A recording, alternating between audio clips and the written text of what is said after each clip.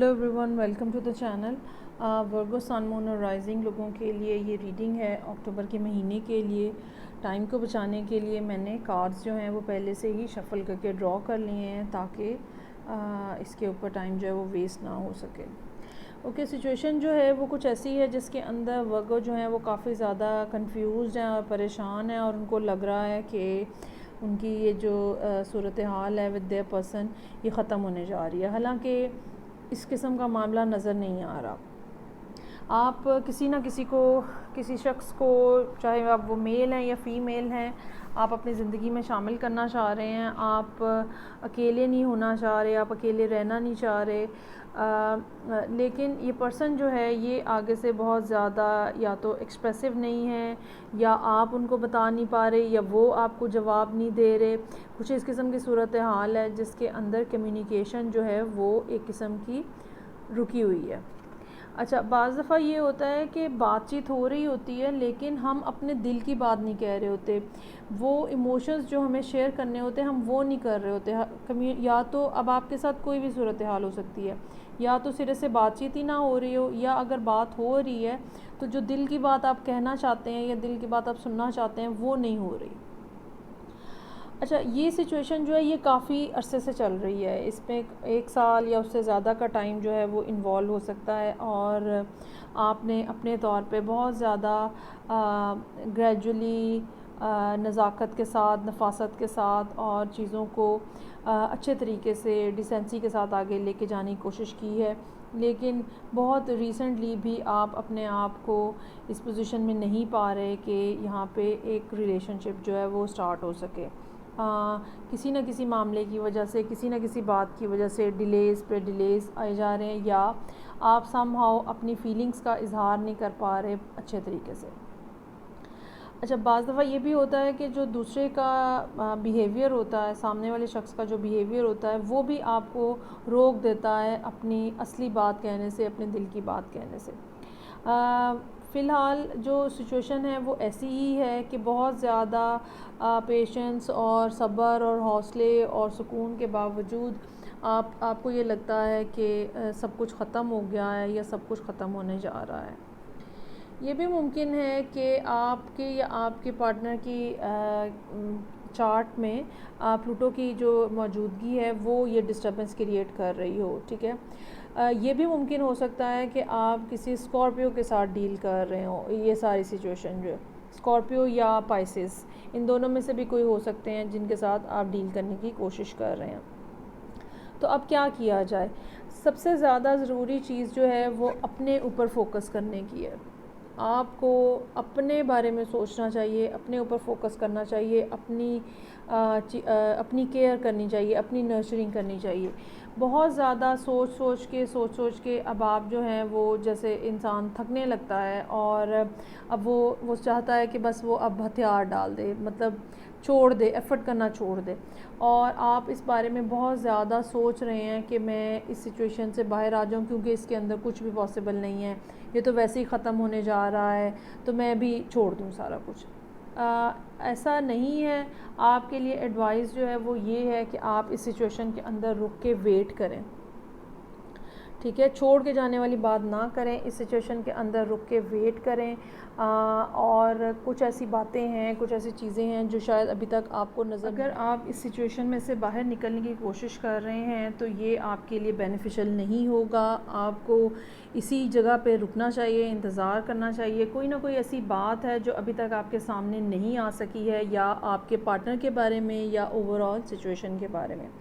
और डेफ़िनेटली जब ये बात आपके सामने आएगी तो आपको अंदाज़ा होगा कि असल में सूरत हाल क्या चल रही है, वो क्या वजूहात हैं जिनकी बिना पे आप लोग आपस में इमोशनल शेयरिंग नहीं कर पा रहे।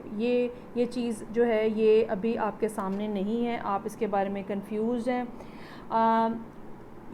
ये मैं आपको बता दूं कि इसको सॉर्ट आउट होने में टाइम लगेगा, क्योंकि मल्टीपल कार्ड्स यहाँ पे ऐसे हैं जो कि डिले की बात कर रहे हैं, जो कि ये बात कर रहे हैं कि ये सिचुएशन किसी न किसी पॉजिटिव डायरेक्शन में तो जाएगी, लेकिन इसमें थोड़ा सा डिले है।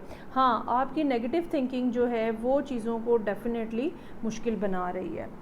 अब अगर हम ये देखें कि यहाँ पे ओवरऑल जो आपके ऑरेकल कार्ड्स हैं वो भी हमें इसी किस्म की बात बता रहे हैं।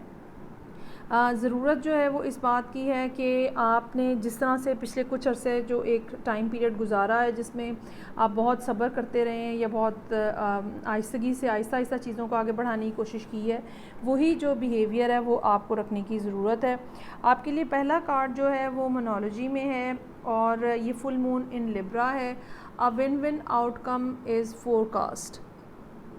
अगर आप इस सिचुएशन में बाकी रहेंगे, अगर आप इस जगह पे मौजूद रहेंगे, अगर आप इस पार्टनर के साथ अपने आप को ग्रेजुअली आगे बढ़ाएंगे, तो डेफ़िनेटली सिचुएशन जो है वो आपकी फ़ेवर में निकलेगी। वो किसी का भी लॉस नहीं होगा, ना वो आपका ना वो आपके पर्सन का। चीज़ें जो हैं वो बैलेंस आउट हो जाएंगी और हर एक जो है वो बेनिफिट में रहेगा। लिब्रा वैसे भी पार्टनरशिप का कार्ड है, ठीक है, और वर्गो से सेकंड हाउस है।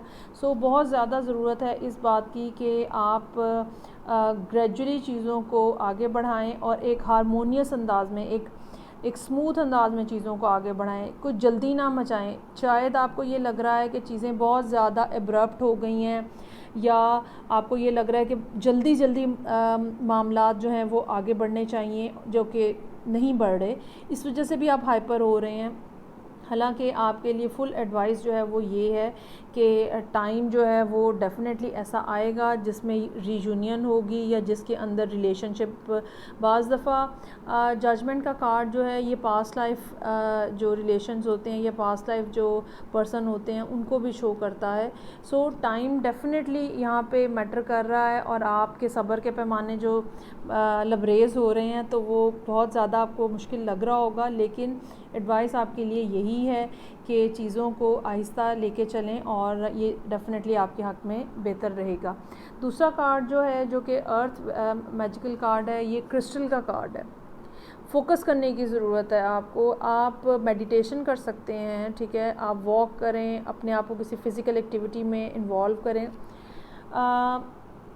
आप इस बारे में क्रिस्टल से भी हेल्प ले सकते हैं कि वो आपको फोकस करने में हेल्प करे। आपको अपने जो थर्ड आई है उसके ऊपर काम करने की ज़रूरत है। अच्छा, यहाँ पे जो मेन वर्ड जो उन्होंने यूज़ किया है वो फोकस का किया है, ठीक है। यहाँ पर भी आपको यही बताया जा रहा है कि चीज़ों के ऊपर फोकस करें और शायद आप कुछ ना कुछ डिटेल्स जो हैं वो मिस कर रहे हैं, ठीक है, और उन डिटेल्स को मिस करने की वजह से आप डिसअपॉइंट हुए हैं, आप डिसहार्ट हुए हैं।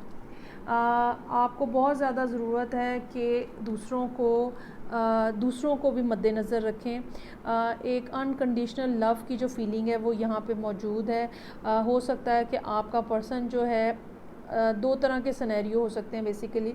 हो सकता है कि आपका पर्सन जो है वो ऑलरेडी किसी रिलेशनशिप से बाहर आया हो और वो ऑलरेडी किसी पेन में हो और आपको उन्हें नर्चर करने की ज़रूरत है, आपको उनका ख़्याल रखने की ज़रूरत है। ये ठीक है कि आप अपने बारे में बहुत ज़्यादा सेल्फ़ कॉन्शियस हैं, ठीक है, लेकिन आपको इस टाइम पे उनको अपने पार्टनर को हेल्प करने की ज़रूरत है। उनको उस पेन और उस ग्रीफ़ में से, उस दुख में से निकालने की ज़रूरत है जो कि ऑलरेडी मौजूद है। शायद यही वो वजह है जिसकी वजह से वो आपके साथ कम्युनिकेट नहीं कर पा रहे या वो आपके साथ खुल नहीं रहे हैं, ओपन अप नहीं हो रहे हैं, क्योंकि यहाँ पे दो कार्ड्स जो हैं वो यही बता रहे हैं कि आपकी हर कोशिश के बावजूद आपका पर्सन जो है वो शायद आपकी तरफ उतना ज़्यादा इंक्लाइंड नहीं है और आप इस बारे में मायूस हो रहे हैं कि ये सिचुएशन पॉजिटिव डायरेक्शन में आगे नहीं चलेगी।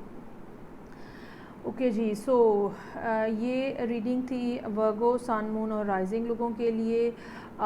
मेरी एडवाइस आपके लिए यही है कि आपको एटलीस्ट कुछ महीने मज़ीद वेट करना चाहिए और आहिस्ता आहिस्ता आप अपने पर्सन को कंसोल करें, कंफर्टेबल करें, तो डेफ़िनेटली वो आपकी डायरेक्शन में अपने आप को ओपन करेंगे।